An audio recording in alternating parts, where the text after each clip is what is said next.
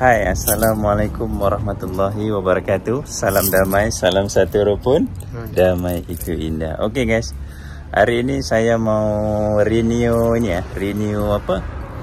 Lesen kereta dengan motor kan. So lagi 27 hari bulan saya punya lesen dah expired date. So saya kena inilah, saya kena renew sebelum hujung bulan ni kan dah nak raya. Rasanya seminggu sebelum tarikh tu luput mungkin dah boleh kot. So saya kan baru dapat lesen P, percubaan. So yang ni yang dah habis lah, L dah habis, P pun dah habis. Kita nak buat lesen lagi, renew lesen.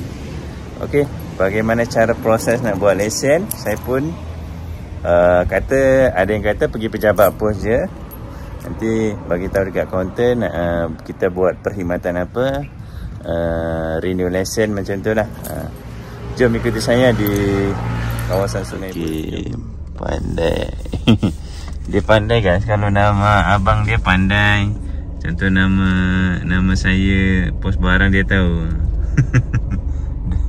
Dah biasa.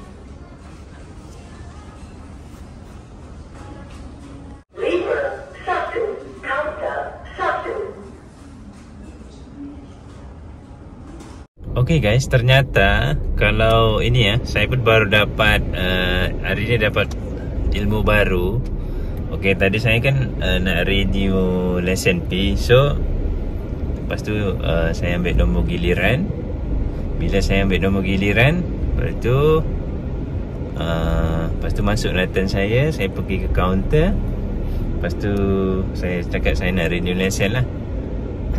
27 hari bulan ni, 27 hari bulan ni saya punya dah expired date. Lepas tu dia check, oh ini kena masuk sistem bang. Dia kata sistem Ask My JPJ. Lepas tu saya bagi tahu lah, saya foreigner bang. Dalam apps tu saya tak boleh buat sebab saya kena pakai yang physical punya. Sebab nama kenderaan ni adalah nama daripada isteri saya. So saya sebagai penunggang lah, ada lesen. Jadi dalam apps My JPJ tu isteri saya je yang boleh, apa dia kata, warga negara je lah yang boleh pakai apps tu ya. Jadi so saya mungkin pakai yang fizikal lah. Ini jadi suatu pelajaran baru juga sama saya ya. Patut kawan-kawan saya ramai yang pakai apps tu ya, yang My JPJ, diorang renew dari situ je sekarang. So saya pun kena pergi, masa itu lesen saya pengeluaran daripada JPJ Padang Jawa.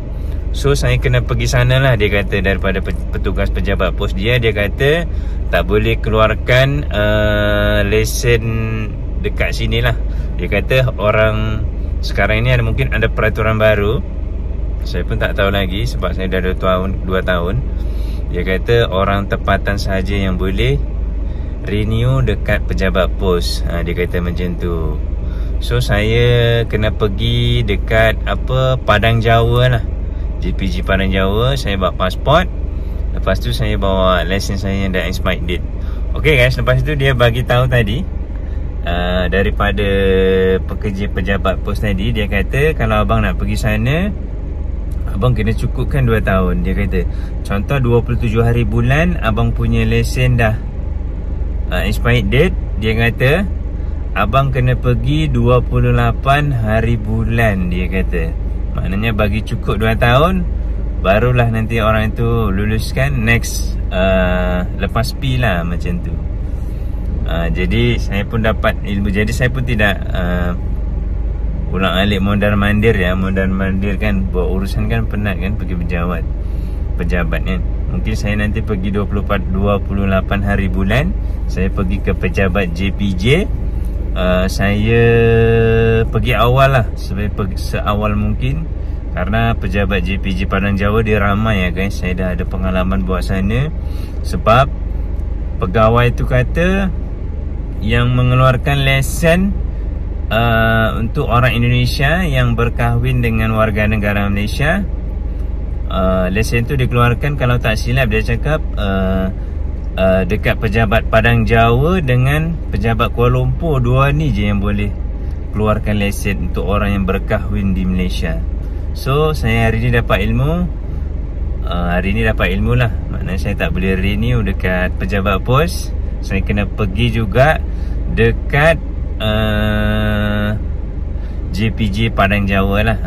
Nanti saya pergi sana, saya download apps tu kan, ambil nombor giliran macam biasalah. Saya pergi kaunter, perpanjang renew lesen memandu di Malaysia. Kan? Wah, nampaknya di Malaysia ini bukan sembarangan ya mengeluarkan lesen tu.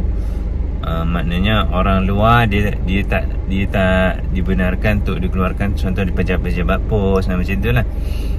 Dia start kena tempat asal dia buat macam tu. Contoh buat dekat Padang Jawa, dia kena pergi sana di mana tempat yang boleh mengeluarkan lesen memandu yang berkahwin dengan warga negara, kan, yang convert lesen lah. Macam saya convert lesen Malaysia. So hari ni saya dapat ilmu guys, alhamdulillah. Terima kasih kepada sahabat-sahabat yang mengikuti video saya. Saya ucapkan ribuan terima kasih. Karena membuat lesen di Malaysia ni tak mudah ya. Karena kena buat L lagi, P lagi kan.